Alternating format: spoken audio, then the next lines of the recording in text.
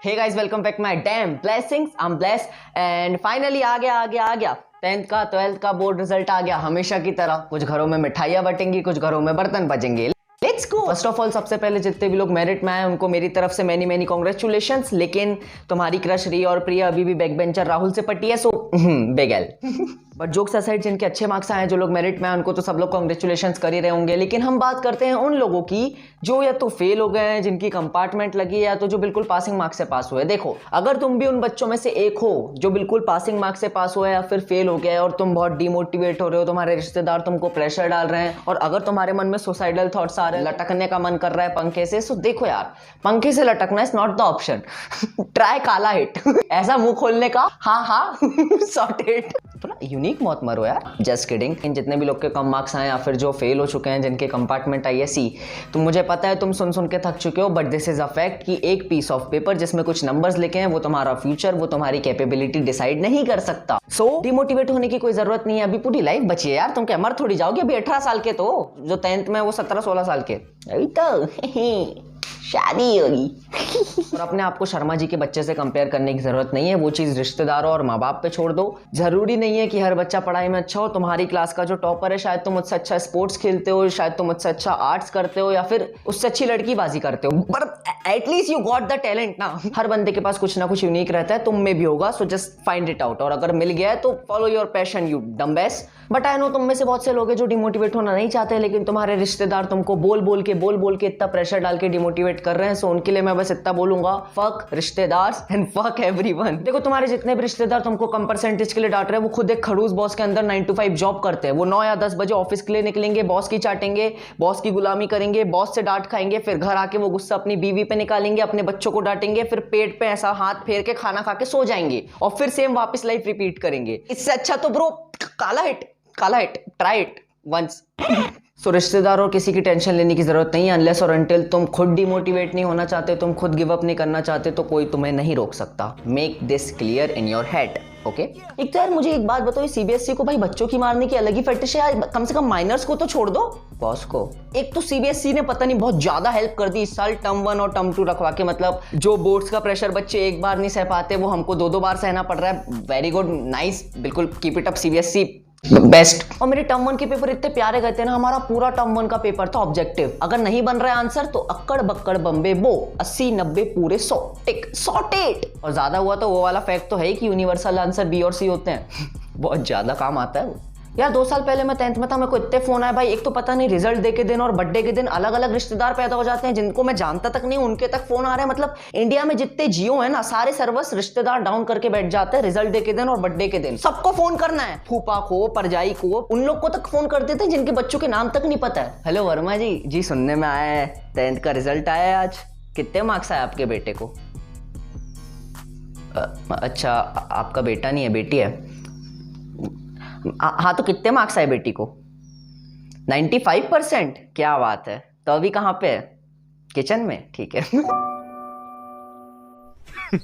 Women. यार 10th में मेरे साथ ऐसा हुआ था कि बोर्ड एग्जाम के पहले जितने भी पेपर हुए थे ना, लाइक जितने भी पीरियोडिक टेस्ट होते हैं, मैं सब में फेल हो रहा हूँ यार। मेरे को सब में कम मार्क्स आ रहे हैं, सर डंडे मार रहे हैं, घर पे मम्मी डांट रही है। यार मैं क्या करूँ यार। मेरी ना 10th से लेके 12th तक की लाइफ ऐसी चली है, मतलब क्या बताएं। मैं जब 10th में था तो जो टॉपर था ना, उसका पूरा ध्यान रहता था पेपर में, और मेरा पूरा ध्यान रहता था उस पे, आई मीन उसके पेपर पे। लड़की नहीं थी, लड़का था वो। तो ये तो हूं नहीं मैं, शायद। हमारी क्लास में एक लड़की थी जो टॉपर थी। एक तो वो दिखती नहीं थी। मैं अगर इस लेवल के ऊपर देख रहा हूँ ना, मेरे को दिखती नहीं थी क्योंकि वो थोड़ी नीचे थी, शॉर्ट थी वो थोड़ी। एमए में बनता है। रिगार्डलेस, मेरे 10th में बने 89%। कुछ नहीं उखाड़ा मैंने। 69 बनते तो भी यहीं रहता, 89 बनते तो भी यहीं रहता। तो ये कमी मैंने 12th में पूरी कर दिया। 10th में 89 सीधे डाउनफॉल, 12th में 67 बूम। कितने शानदार विचार रखते हैं जी। अच्छा, एक और चीज बताऊं, 10th और 12th के बीच में जो 11th क्लास रहती है, मैं जब 11th के फाइनल पेपर दे रहा था तो मेरे को 11th के फाइनल पेपर में अकाउंट्स में सप्ली आई थी। ये बात मेरे को भी नहीं पता था। सब हो गया, जब सप्ली का पेपर था तब मेरे को फोन आता है कि हाँ ब्रो, तेरा नाम आया ऐसा लिस्ट में। मेरा पेपर देने का मन ही नहीं है। उस टाइम पे क्या हुआ था कि हमारे पेपर ऑफलाइन हुए थे, लेकिन फिर कोविड के केसेस ज्यादा हो गए थे, तो जो जितने भी लोग को सप्ली आई है उन सबके पेपर ऑनलाइन हुए थे वापस। मेरा पेपर मैंने दिया ही नहीं। मेरा पेपर मेरे एक दोस्त ने दिया है, क्योंकि मेरे को अकाउंट्स आती नहीं है।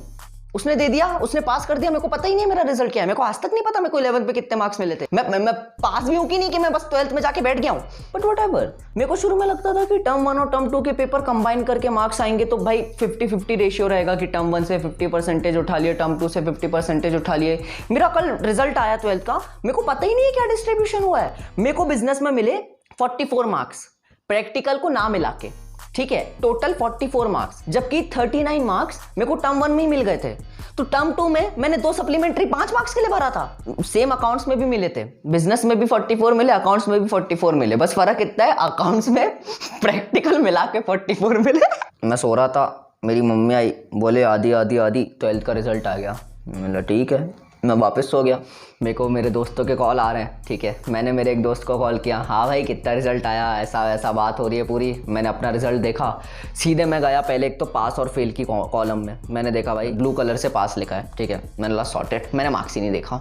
पर फिर मैं वापस आया, मैं सोचा देख लेते हैं, तो मैंने मार्क्स देखा, इंग्लिश में A2, अच्छा ठीक, फिजिकल एजुकेशन A2, मतलब डैम यार मैं तो गजब कर रहा हूँ। अब तुम डाउनफॉल देखो, English A2, PE A2, accounts D1। इतना लंबा जंप तो मैंने नहीं मारने की सोचा था। ये कैसा गैप है, A2 से सीधा D1। That's why I have so many bitches cause I got the D। यो एक तो भाई मेरे को टॉपर्स का समझ नहीं आता। मेरी एक फ्रेंड है, उसका है भाई 89.6%, वो बंदी रो रही है। मैंने बोला क्यों रो रही है, बोले 90 नहीं आए। हाँ, उसके 10th में 89.2 आए थे, वो तब भी दिन भर रोई थी। उसके अभी 89.6 आए, वो तब भी दिन भर रोई। फिर लड़कियां बोलती हम खुश क्यों नहीं रह पाती। अरे नॉन डिजर्विंग हो तुम खुश रहने के लिए। गाइज मैं मिसोजिनिस्ट नहीं हूँ, ओनली गे। यार 10th तक ना मैं बड़ा खुश रहता था यार, मैं अपने आप को बड़ा इंटेलेक्चुअल समझता था कि मेरे को सिर्फ मैथ्स नहीं आती, मेरे को सारे सब्जेक्ट आते हैं। 11th में मैंने कॉमर्स लिया, अकाउंट्स आ गई, जिंदगी में पड़ गई। 11th भर तो मैंने KSI और कैरीज लाइफ बिंग वॉच किया, मेरे को कहाँ से अकाउंट समझ आएगी, मेरी बेसिक ही क्लियर नहीं थी। फिर भी मैंने 12th में ट्राई किया, बट मेरे को कुछ समझ ही नहीं आता था यार। अकाउंट्स के क्वेश्चन ना मुझे कभी बनते नहीं थे, बहुत अजीब क्वेश्चन रहते थे। लाइक अकाउंट्स में मेरे को एक क्वेश्चन था, एक राजू नाम का लड़का, एक राहुल नाम का लड़का, एक रमेश नाम का लड़का है, तीनों ने मिलकर एक बैंक अकाउंट बनाया। राजू की किसी कारणवश डेथ हो गई, तो जो राहुल है और रमेश है वो कितना रेशियो बांटेंगे। अरे भैया राजू की डेथ हो गई है, तुमको पैसों की पड़ी है, उसकी मम्मी ने खाना खाया कि नहीं, उसकी बहन का क्या हुआ, उसकी बीवी को बच्चा हुआ कि नहीं, कुछ तो पूछ लो। यहाँ राजू की डेथ हुई, रमेश राहुल लग गए भाई कि हाँ चल राजू की डेथ हो गई, अब इसकी प्रॉपर्टी अपने नाम। अरे क्या सीखेंगे बच्चे में ऐसे आजकल के। फिर भाई लोग बोलते हैं कि जो जेनजी जनरेशन है वो सेल्फिश है, जेनजी। फिर भाई लोग बोलते हैं कि जो जेनजी, फिर भाई लोग बोलते हैं जो जेनजी, यार मैं बोल क्यों नहीं पा रहा हूँ, जेनजी, जैन जनरेशन,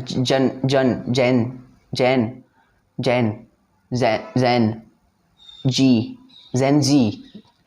फिर भाई लोग बोलते हैं कि जो Gen Z generation, fuck off man. यार बिजनेस इवन तो मेरे को पसंद था, लेकिन बिजनेस के बिना भाई कई क्वेश्चन बड़े अजीब अजीब रहते थे यार। बिजनेस में ना हमको एक असाइनमेंट मिला था फाइनल में कि हमको एक प्रोजेक्ट बनाना था कि खुद का एक प्रोडक्ट लो और उसके बारे में सारी चीजें बताओ। मतलब तुम्हारे प्रोडक्ट का क्या नाम है, कैसे पूरी चेन होगी, लाइक पूरा बिजनेस उसका एक प्रोजेक्ट फाइल में रिप्रेजेंट करो। एक तो भाई अपने इंडिया में ना राइट टू फ्रीडम है ही नहीं भाई, तुम अपनी मर्जी से कुछ कर ही नहीं सकते हो। किसी ने ये थोड़ी बोला था कि कौन सा प्रोडक्ट चूज करना है, मैंने भाई फ्लैश लाइट पे बना दिया, ये वाली नहीं दूसरी वाली, मेरे को फेल कर दिए पता नहीं क्यों।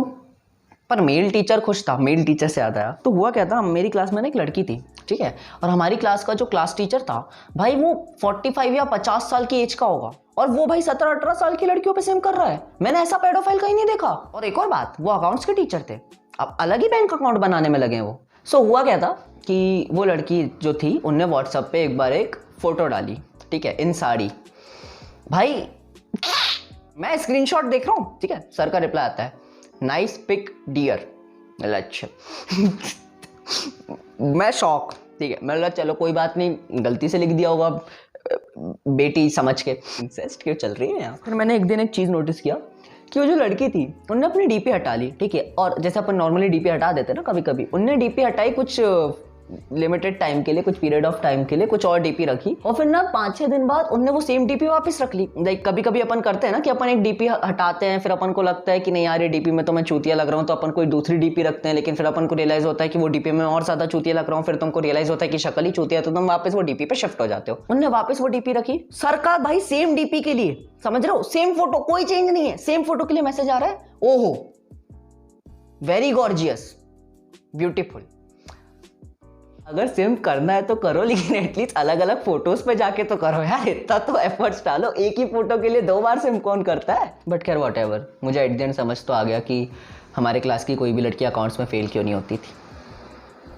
अच्छा, जब मैंने मेरा 12th का रिजल्ट देख लिया, मैंने देखा परसेंटेज कि हाँ भाई 67.2% आए, मैं खुश था, मैं चिल था, मेरे को कोई दिक्कत नहीं है, क्योंकि आई वॉज हैप्पी कि मेरे 11th के कोई बेसिक क्लियर नहीं थे, क्योंकि 11th भर मैंने पढ़ा नहीं हूँ। मेरे फाइनल पेपर मेरे दोस्तों ने दिया, एज आई ऑलरेडी सेड। तो 12th में भी मैंने कुछ पढ़ा नहीं था, ठीक है। बिना पढ़े आई स्कोर 67%। और सच बताऊं तो अकाउंट्स में ना मेरे को पास होने की कोई उम्मीद नहीं थी।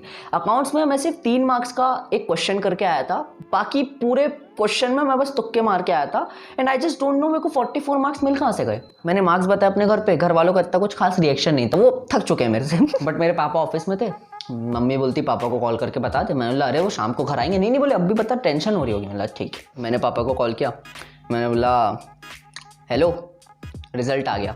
हाँ, कितना आया? 67%। किसका? तुम्हारा? नहीं, पड़ोस का। हाँ, मेरा 67%। बधाई हो, बुरा रिजल्ट आया। मेरे पापा की अलग ही आयरनी चल रही है। सो आई होप ये वीडियो तुम्हें अच्छी लगी होगी, और तुम्हारे जितने भी दोस्तों के रिजल्ट आए हैं, अच्छे आए हैं, बुरे आए हैं, टॉपर है, बॉटम है, जो भी है, I don't give a fuck, share कर दो सबसे। All the best for your future. And या लास्टली वंस अगेन, जितने भी लोगों के कम मार्क्स आए, डिमोटिवेट होने की जरूरत नहीं है, और जितने लोग मेरिट में आए, ज्यादा खुश होने की भी जरूरत नहीं है। जरूरी नहीं है तुम्हारी जॉब लगेगी, ठीक है? तो ज्यादा खुश नहीं होना। सो मिलते हैं बहुत जल्द नई वीडियो के साथ। I will see you super soon. Till then, feel blessed. Are we gonna play now? Ready for the show? I'm about to take down, you already know. Get the fuck out of my face now, yeah you gotta go.